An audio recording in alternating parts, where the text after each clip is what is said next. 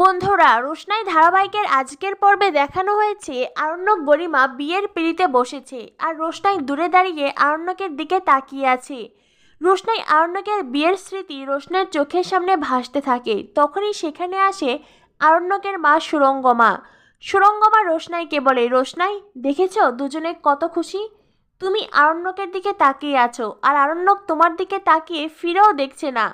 রোশনাই বলে, আমি তো এখানে দেখার জন্যই এসেছি সুরঙ্গমা মাসি। আর তাছাড়া বিয়ের দিনে সবাই তো বরকনেকেই দেখে, তোমরাও তো দেখছো, আমি দেখলেই প্রবলেম। আরণ্যকের মা বলে, এই মেয়ে, উনি কি বোঝাতে চাইছে সেটা বোঝার চেষ্টা করো। উনি বোঝাতে চাইছে তোমার পজিশনটা। এবার বুঝতে পারছো তো বাদশাহ এতদিন তোমাকে শুধু দয়া করে গেছে। সুরঙ্গমা বলে, যার জীবন জুড়ে গরিমা আছে সে কি অন্য কাউকে ভালোবাসতে পারে? তুমি তো ভেবেছিলে আরণ্যক তোমাকে ভালোবাসে। রোশনাই বলে, আমি তেমনটা কেন ভাববো সুরঙ্গমা মাসি? আর তাছাড়া আমি তো তোমাদের এইসব কথা বলিনি।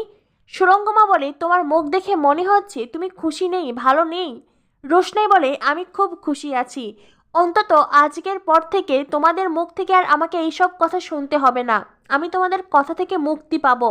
এই বলে রোশনাই ওখান থেকে সরে দাঁড়ায়। এদিকে রাজা আরণ্যকের বাবাকে বলে, বাদশার সাথে আমার কথা হয়েছে। বাদশাহ বলেছে ও বিয়ের পরও এখানে কিছুদিন থাকবে, যতদিন না রোশনের পরীক্ষা শেষ হচ্ছে। যদি রাজেশ আবারও রোশনের কোনো ক্ষতি করতে চায় তো?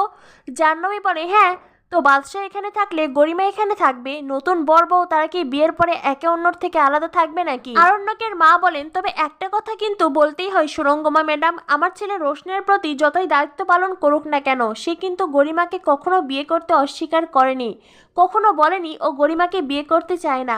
আসলে আমার বাদশা ছোটবেলা থেকেই ডিউটিফুল, আরও রোশনের প্রতি দায়িত্ব কর্তব্য পালন করেছে, রোশনাইকে সাহায্য করেছে, দয়া করেছে।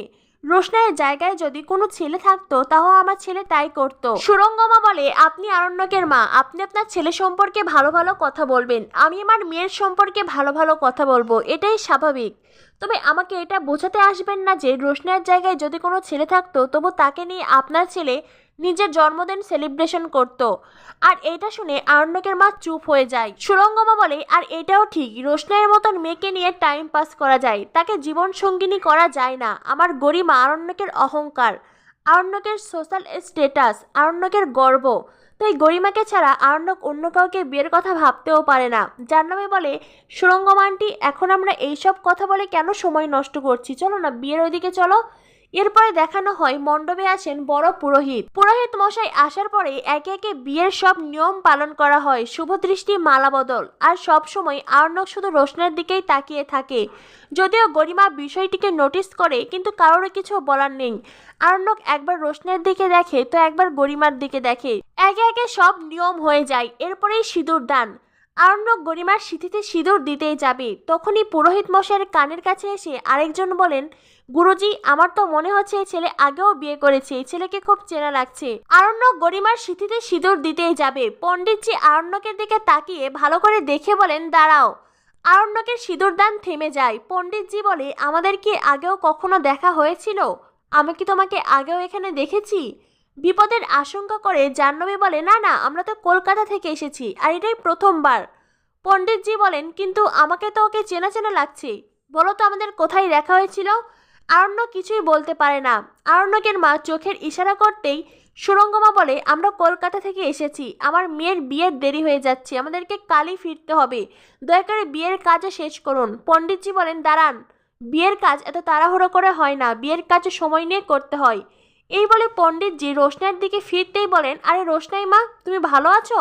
রোশনাই তখন বলে, প্রণাম পণ্ডিতজি, আমি ভালো আছি, আপনি? পণ্ডিতজি বলে, আমি ভালো আছি, কিন্তু আমার যতদূর মনে হচ্ছে তোমার তো বিয়ে হয়েছিল, আমি নিজেই তোমার বিয়ে দিয়েছিলাম, তাহলে তোমার শরীরে বিয়ের চিহ্ন কোথায়? তোমার শাখা পলা সিঁদুর সেগুলো কোথায়? প্রকাশ বলে, না, রোশনের বিয়ে হয়নি। পণ্ডিতজি তখন প্রকাশকে বলে, তুমি চুপ করো, আমার সব কিছু মনে পড়ে গেছে। হ্যাঁ, এই ছেলের সাথেই তো আমি রোশনের বিয়ে দিয়েছিলাম। তাহলে? তখনই সুরঙ্গমা আরণ্যককে বলে, আরণ্যক, তুমি চুপ করে আছো কেন? তোমার বলার অনেক কিছু আছে, তুমি প্লিজ কথা বলো। গরিমা বলে, আরণ্যক, আমার কি এই অপদস্থ হওয়াটা প্রাপ্য ছিল? আমাকে আর কত অপমান সহ্য করতে হবে, কত অপদস্থ হতে হবে?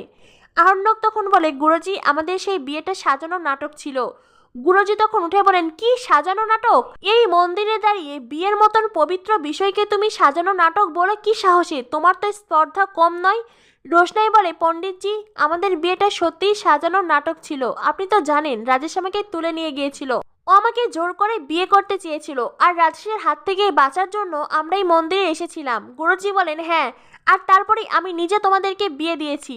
কই, তখন তো তোমরা আমাকে বলনি বিয়েটা সাজানো নাটক ছিল? তোমরা আমাকে বলতে পারতে। আরণ্যক বলে, পণ্ডিতজি, বিয়েটা যে মিথ্যে ছিল সেটা আমিও জানি আর রোশনাইও জানে। তাছাড়া আমি যাকে ভালোবাসি সে আমার পাশে বসে আছে, আর রোশনাই অন্য কাউকে ভালোবাসে। আরণ্যকের কথা শুনে রোশনাই অবাক হয়ে যায়। তো বন্ধুরা, কি হতে চলেছে এই রোশনাই ধারাবাহিকে? পরবর্তী আপডেট পেতে আমাদের সাথেই থাকো। ধন্যবাদ সবাইকে।